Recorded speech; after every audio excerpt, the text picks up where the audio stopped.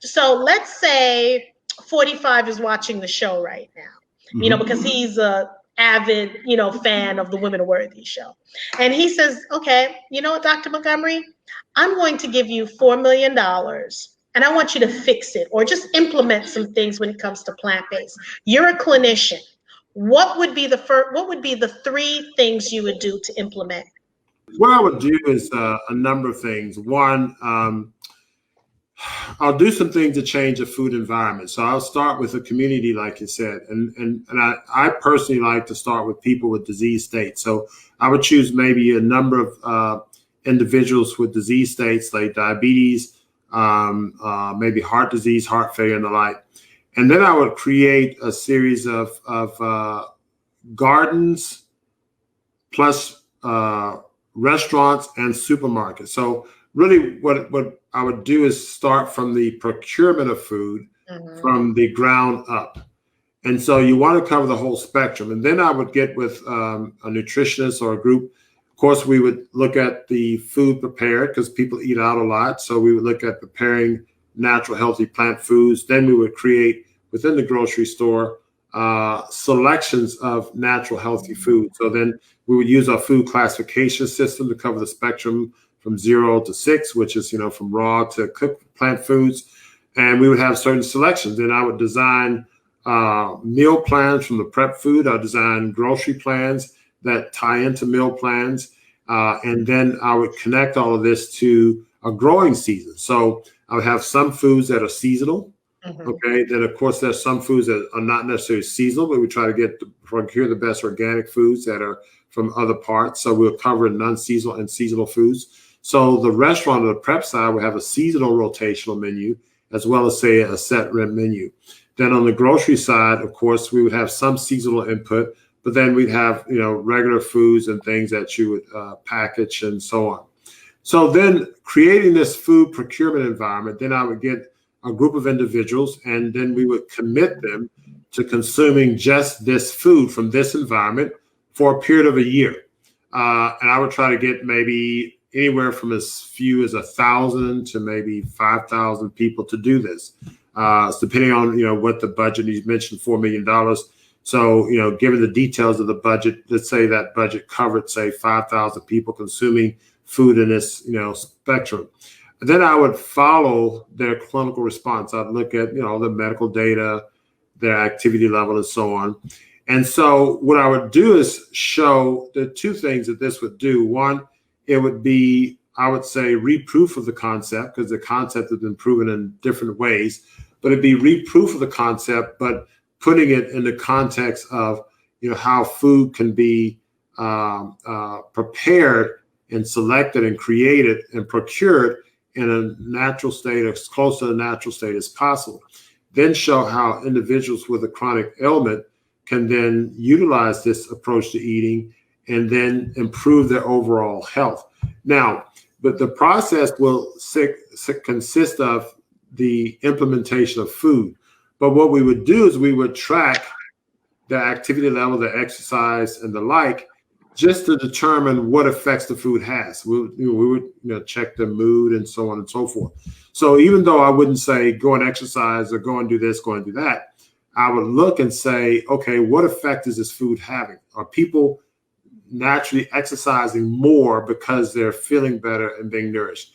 And I make that example because that's what we've seen in the over more than a decade that we put people on nutritional detoxes, is that even without instructing them to exercise, we find that they start to exercise more because they're feeling better. And there's also a sense of euphoria, euphemism, and they have a better sense of themselves and they feel like doing more.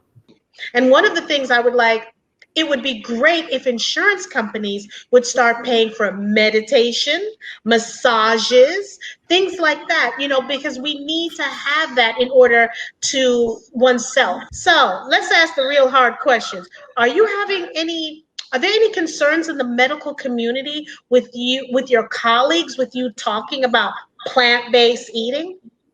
No, I've been, and as I described in my background, I was well entrenched, if you will, in the standard allopathic, way of treating things before I started doing this. So the interesting thing is coming at it from the inside out. I've maintained collegial relationships and the like. Now, I can't say what people are saying behind my back, but for the most part, people understand what I'm doing.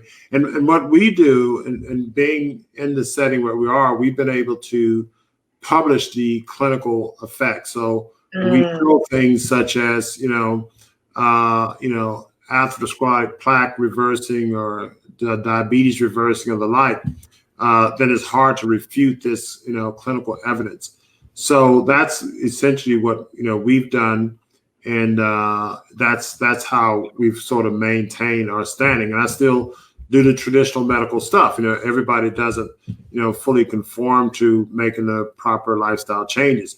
So we straddle the line between the two. And it makes it challenging in certain ways. It brings us a unique set of challenges, I should say.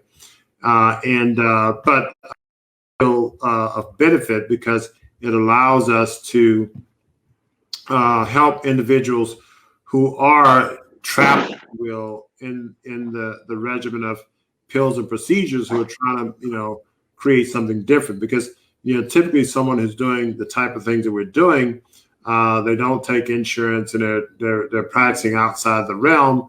So if you have severe chronic illnesses, you go see a physician or a healthcare person outside of the realm, they can coach you in the natural way, but they don't have the ability to say wean your medications or help you in the other ways. And oftentimes my patients, I have to admit them to the hospital on my service and fully integrate what we're doing in the hospital with what we do outside the hospital.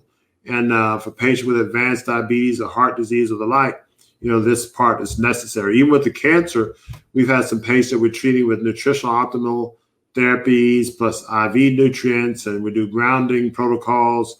So we put them on food detoxes, IV nutrients, and they're getting some chemotherapy for that. And so they tolerate the chemotherapy much better, and their organs improve. There was one patient we're treating who has a cancer, and he started off with significant kidney dysfunction, and the chemotherapy was going to threaten his kidneys, but we put him on a regimen, nutrition plus other things. Now his kidneys are improving. So instead of his kidneys getting worse, his kidneys got better. So an integrative approach can be very helpful. And so that's, one of the unique things that we are able to do because there are a lot of people with advanced diseases who are trying to make these changes. Well, I know that to be true because from my own, I experienced something where being plant-based, and then I thought I was grown, doc. I thought I was a grown woman, okay? I decided, let me do some chicken. Let me do some red velvet. Now, mind you, see, living in New York, you're walking everywhere. Whether you have a car or not, you're still walking everywhere. So you're not gaining weight as you come down to the South. You want to go across the street to a neighbor's house. You don't want to walk. You want to drive to the neighbor's house. But I started getting into that lazy attitude, that lazy lifestyle. Anyway, I thought I was grown. I said, I wanted some chicken. What's this red velvet cake? I want to taste all of that. Well, lo and behold, I got sick. I got admitted in the hospital. And on top of that, I was eating chicken and I started getting fibroids, and it was a mess. It was a mess. My body couldn't process it, and it was shutting down. So they admitted me. I had to go from the hospital. I was in there for so long, doc.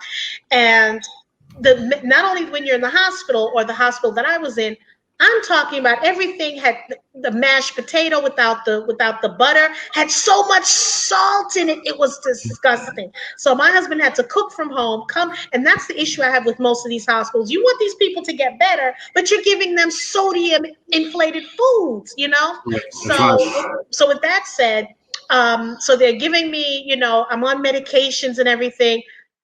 Come to find out, my cholesterol, because they was taking my blood, taking my blood work, and my cholesterol was going through the roof. So they were putting me on all these medications. It was ridiculous. So I decided to sign out AMA. And for those of you who don't know, that's against medical advice. I said, I'm going back to my roots. I signed out and I told my husband, let's go to the farmer's market. Let's go to the farmers who are selling stuff. I juiced. And I have the records. I juiced for 35 days. When I went back, my cholesterol, because they wanted to put me on all these medications, my cholesterol went back to normal. And the doctor could not believe. She thought I was taking some sort of medication. And usually what you eat on the inside will show up on the outside.